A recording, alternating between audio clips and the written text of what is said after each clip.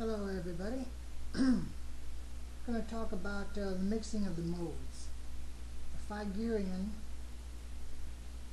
which basically consists of the root, flat second, flat third, fourth, fifth, flat sixth, and flat seventh.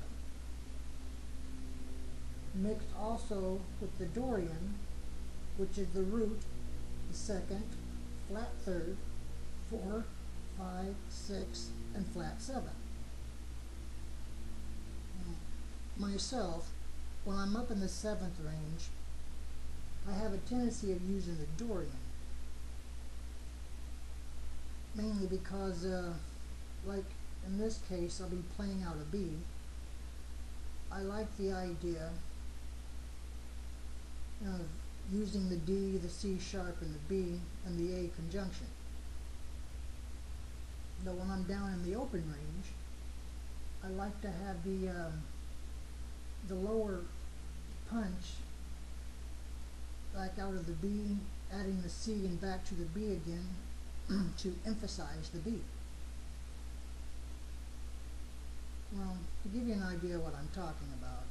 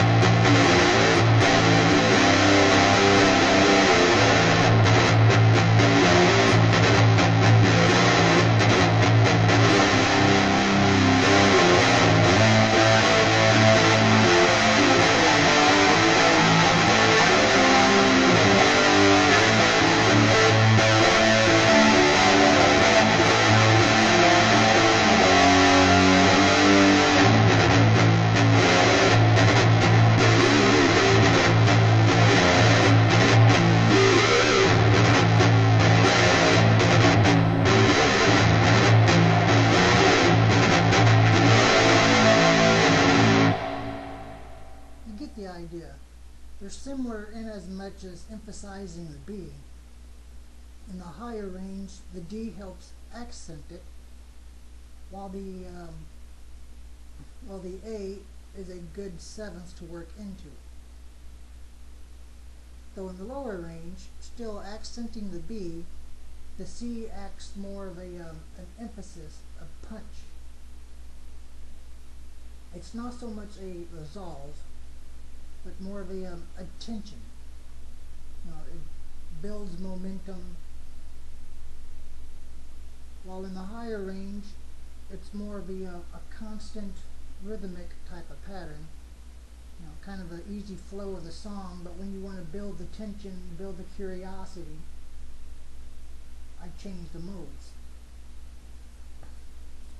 So when your leads are doing such things over the top, you have to remember, or at least keep in mind, both modes have the flat third and the flat 7 in common. However, the Phrygian has the additional flat second, flat 6, but don't necessarily correspond in the higher range. So that's just something to keep in mind. You can mix your modes, your scales, however it is you want to word it, but keep in mind the primary notes you're working out of. And most of the time, the root, the fourth, and the fifth are usually pretty common, pretty straightforward. They don't get augmented so often. So, one thing I'll add, if you use the minor pentatonics, for the most part you'll be in good shape if you prefer to go over both parts, considering there's no second, the third's already added, the sixth is taken out, and the seventh is already, so everything is pretty much appropriate on either side. Just working out a B here, your emphasis will be on the B, bending up or sliding up from the A typically, or descending out of the B, unless you're highlighting your chord, which is the B, the F sharp, and the D. And all of these notes are included in the pentatonic. Let's discuss the Dorian mode first. I'll be working out a B again. It's root, second, flat third, 4, 5, 6, flat 7. In this case, B, C sharp, D, E, F sharp, G sharp, and A. As an idea,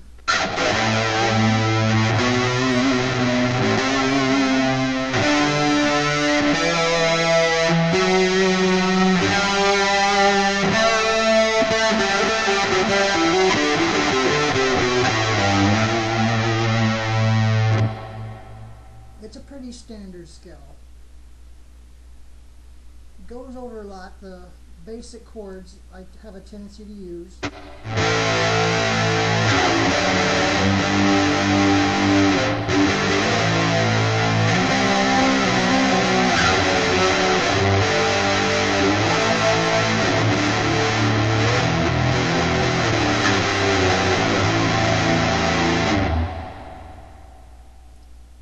All the power chords or fifth chords are based off that scale. Okay. The Phrygian mode, on the other hand, again, out of B, your root, flat second, flat third, 4, 5, flat 6, flat 7, which in this case is B, C, D, E, F sharp, G, and A. It's the same as the E minor scale, with the exception I'm starting out of B.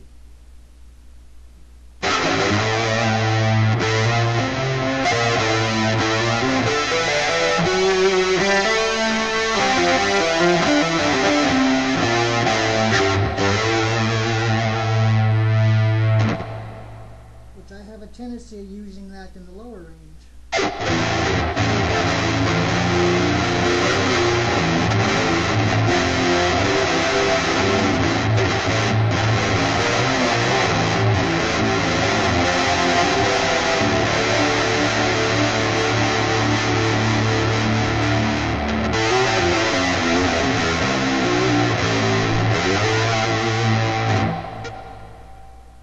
The two go together. You can combine them easy enough. Playing one over the top of the other really don't work so well. The flat second and the sixth just are out of tune, non-harmonic. However, the minor pentatonic, as I had said earlier, corresponds to both of them. The second and the sixth are removed. So the flat third and the flat seventh are constant. For instance, again, out of B.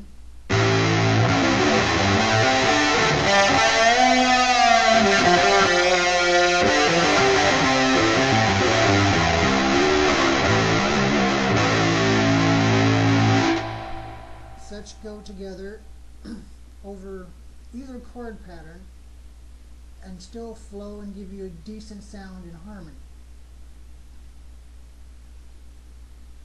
So, once again, to summarize, the Dorian works pretty well in most cases, typically even over the Aeolian mode, which consists of a flat third, flat sixth, and 7. So, once again, the minor pentatonic will work over that one as well. But depending on your sixth, it will work with the Phrygian, just got to be careful of the flat second. Like in this case, in the Aeolian, they're all natural notes, just like you would out of C. So if I started in A or in B or any of the others, it would still remain all natural sounds. No sharps, no flats. Well, you basically get the idea. If you're going to mix your modes, keep in mind of your primary chord structure. If you want to change it from high range to low, that's fine. But playing one scale or mode over a corresponding works very well. Mixing it up, even your second or your sixth can sound inharmonic, and the pentatonic works fine over all of them in the minor range. So do as you will, enjoy yourself, and experiment. Get your metronome, drum pattern, however. Make your recording of some sort. In the beginning stages, keep it simple. Nothing overly flashy. There's plenty of time for that. Play it back, play along. That's really the only way I've found to find out what works good for your ear, is to play along with somebody or something that you previously recorded. The theory and the sound will be absorbed very much quicker. It's one thing to play by yourself without a backing. Most anything works.